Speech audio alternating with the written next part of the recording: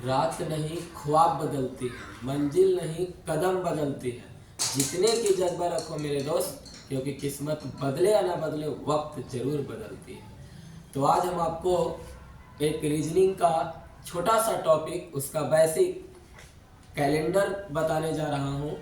और कैलेंडर का calculate date निकालने के लिए बहुत सारे वीडियो आप देखे होंगे यूट्यूब पर, चाहे आप पढ़े भी होंगे। लेकिन आज हम कैलेंडर का थोड़ा सा बेसिक इतिहास आपको बताने वाले हैं कि लीप ईयर कैसे हुआ, सेंचुरी ईयर्स कैसे हुआ, इसकी जानकारी देंगे। तो चलिए हम लोग शुरू करते हैं इस कैलेंडर को। तो सबसे पहले हम आपको बता दें कि अर्थ जो होती है, पृथ्वी, इस तरह से हम फिगर बना के आपको समझा रहे हैं कि मान लीजिए कि अर्थ अपने अक्ष पर एक चक्कर पूरा लगाने में 24 घंटा समय लगता है। यानी 24 घंटे में एक चक्कर पूरा करता है, एक चक्कर पूरा होता है, यानी 24 घंटा समय लगता है। लेकिन सूर्य को चारों तरफ, यानी सन के चारों तरफ अगर मूव करता है, सन के चारों तरफ मूव करती है, अगर पृथ्वी सन के चारों तरफ मूव करती है तो उसको एक चक्कर पूरा करने में 365 डेज लगता है। आप इस बात को जानते होंगे, बहुत लोग पढ़ाते हैं, बहुत लोग जानते भी हैं इसको, कि पृथ्वी अपने अक्ष पर जब घूमती है तो उसको एक चक्कर पूरा करने में अपने अक्ष पर 24 घंटे समय लगते हैं, और सूर्य के चारों तरफ जब परिक्रमण करती है तो उसको 365 दिन लगते हैं। लेकिन यह जो डेट है यह अप्रॉक्स है, लगभग है। आपको हम बता दें कि 365 दिन से ज़्यादा समय लगता है। वो कितना लगता है तो चलिए हम लिखते हैं कि 365 डेज 5 घंटे और 48 मिनट और 46 सेकेंड लगते हैं। इसमें भी साइंटिफिक है। अगर हम कहें कि और भी अगर कहा जाए कि 365 डेज 5 घंटे 48 मिनट 45.25 सेकेंड लगता है। समझिए, इसमें भी साइंटिफिक है। और बहुत सारे कैलेंडर आप पढ़े, उसमें जिक्र नहीं किया गया होगा कि 365 दिन से भी ज्यादा समय लगता होगा। तो चलिए इसी का खेल है कि कैसे लीप ईयर्स बन जाते हैं, कैसे सेंचुरी ईयर्स बनते हैं।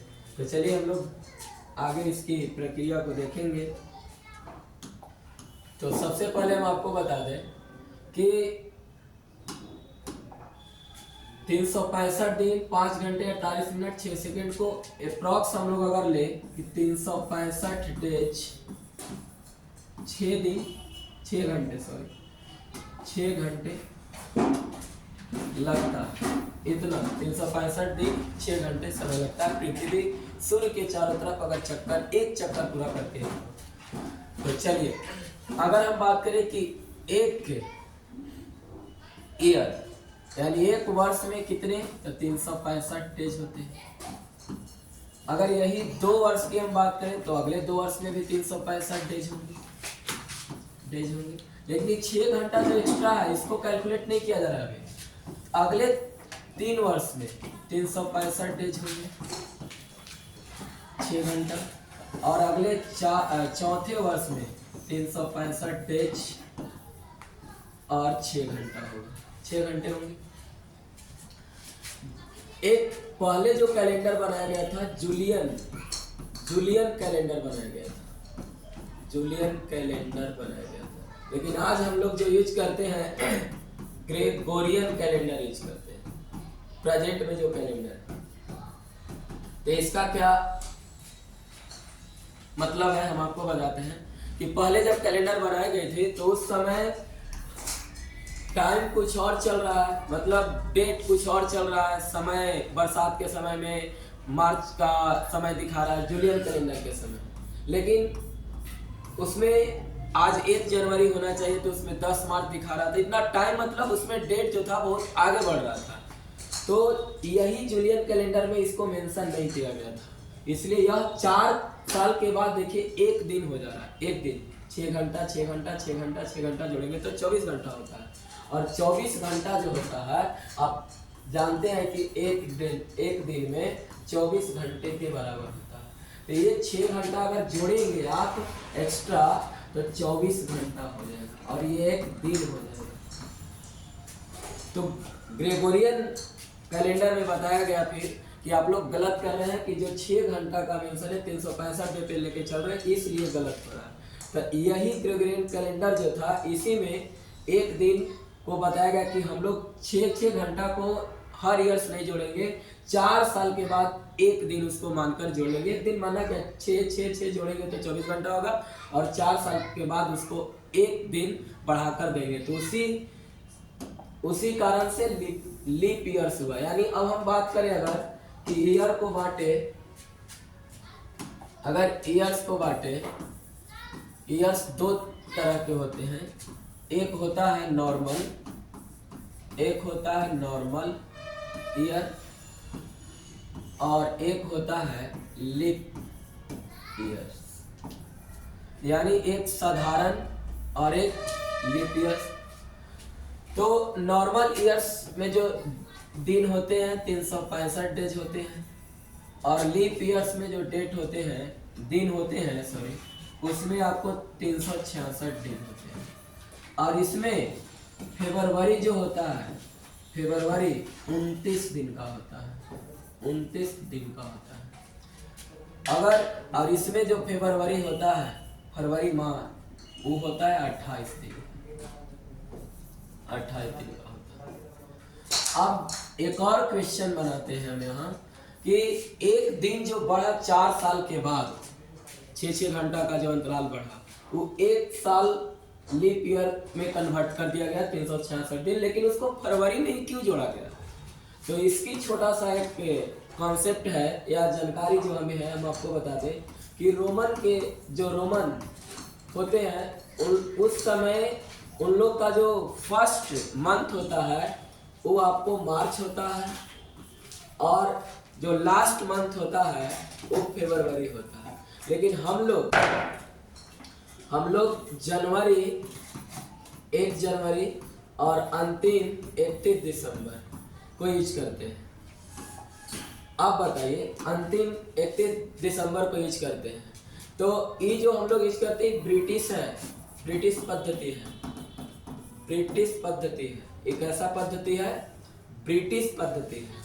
और इस ब्रिटिश पद्धति को हम लोग मानते हैं, अभी भी मानते हैं। 1 जनवरी को हम लोग अपने साल का पहला मंथ मानते हैं, पहला महीना मानते हैं और 31 दिसंबर को लास्ट यानी अंतिम माह मानते हैं। तो अब देखिए उन लोग को क्यों फरवरी में ही 29 दिन किया, 1 दिन क्यों जोड़ा गया? तो रोमन के समय जो लास्ट मंथ था वो फरवरी था, फरवरी में 1 दिन बढ़ा दिया गया, उसको 29 कर दिया गया। क्यों बोला? लोग सोचा कि भाई फरवरी ही लास्ट है, इसी में 1 दिन बढ़ा दो, तो इसी में बढ़ाकर उसका 29 दिन कर दिया गया। यही है इसका कॉन्सेप्ट थोड़ा सा।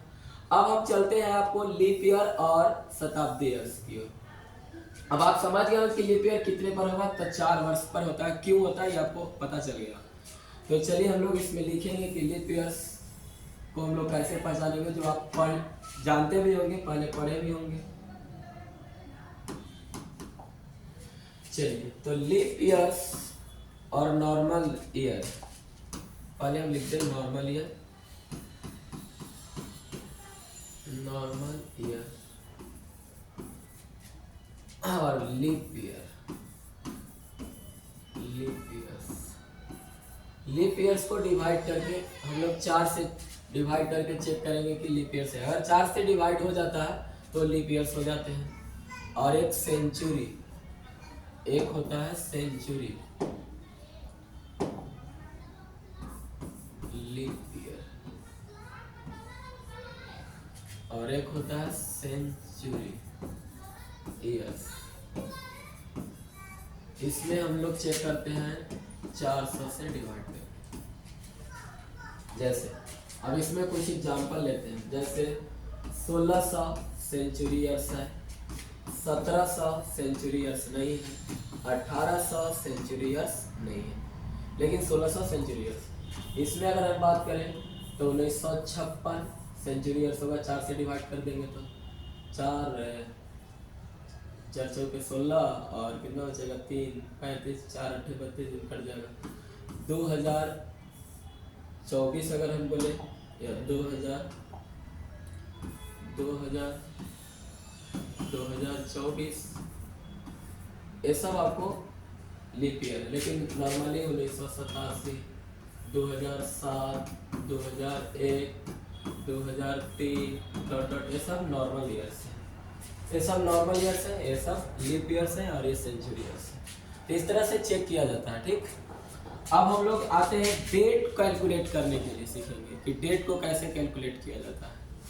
और लीप ईयर आप जान लेंगे 4 से डिवाइड किया जाता है, इसको 400 से डिवाइड किया जाता है, पहले भी आप जानते भी होंगे। तो चलिए हम लोग डेट आज सीखेंगे निकालने के लिए। जैसे आपका डेट ऑफ बर्थ जो होगा वो किस दिन का था, 2026 या 2028, किसी भी डेट को आप निकाल सकते हैं कि कौन दिन था। उसके लिए आपको कुछ कोड याद करने की जरूरत होता है, तो कोड भी आसानी से याद कर सकते हैं हम लोग। जैसे सबसे पहले हम आपको कोड बता दें, कोड बता देते हैं वीक का कोड आपको बता दें। तो जैसे Sunday, Monday, Tuesday, Wednesday, Thursday,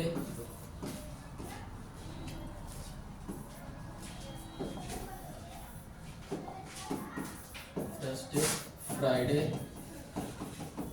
और सैटरडे। इसका कोड है 1। अच्छा, कोड गलत लिखा गया है। कोड इसका 1, इसका 2, इसका 3, इसका 4, इसका 5, इसका 6, इसका 7 या 0 याद रखिए। 0 याद रखिए, हो गया सप्ताह का कोड, वीक का कोड। अब उसके बाद मंथ का कोड हम लोग याद करेंगे। चलिए मंथ का कोड एक बार याद कर लेते हैं, लिख लेते हैं।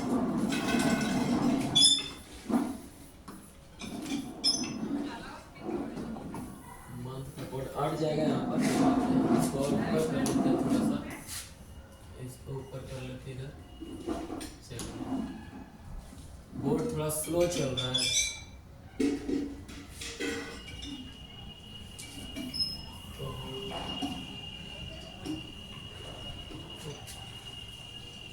बोर्ड थोड़ा स्लो चल रहा है। चलिए देखते हैं। अब मंथ का कोड हम लोग लिखेंगे। मंथ का कोड लिखेंगे जैसे जनवरी, फरवरी, मार्च, अप्रैल, मई, जून, जुलाई, अगस्त, सितंबर, अक्टूबर, नवंबर और दिसंबर।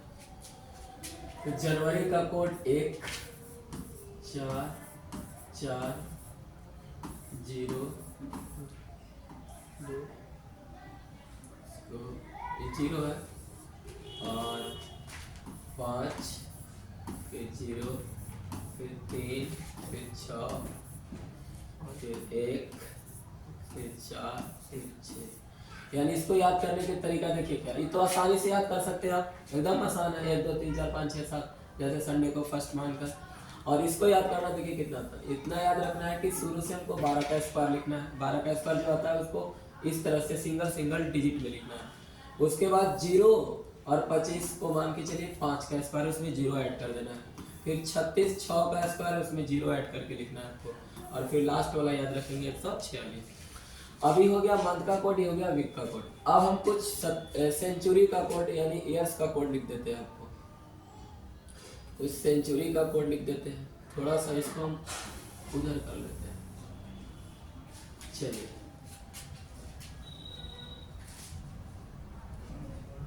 बोर्ड थोड़ा एकदम स्लो चल रहा है, पता नहीं क्या हुआ है। चलिए तो इधर सेंचुरी का कोड लिख देते हैं, जैसे 1600, 1700, 1800, 1900, 2000।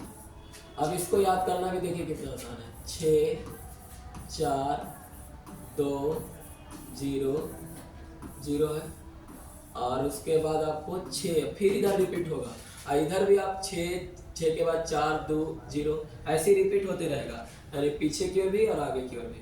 यानी यही आपको याद रखना है 6 4 2 0। उसके बाद ये 3 कोड आपको याद रखना है, एक सप्ताह का यानी वीक का, एक मंथ का, एक सेंचुरी यानी ईयर्स का कोड याद रखना। बाकी इसके बाद आप कैलकुलेट कर सकते हैं आसानी से। चलिए तो हम लोग एक फार्मूला पढ़ेंगे और इसी फार्मूला के आधार पे हम लोग करेंगे।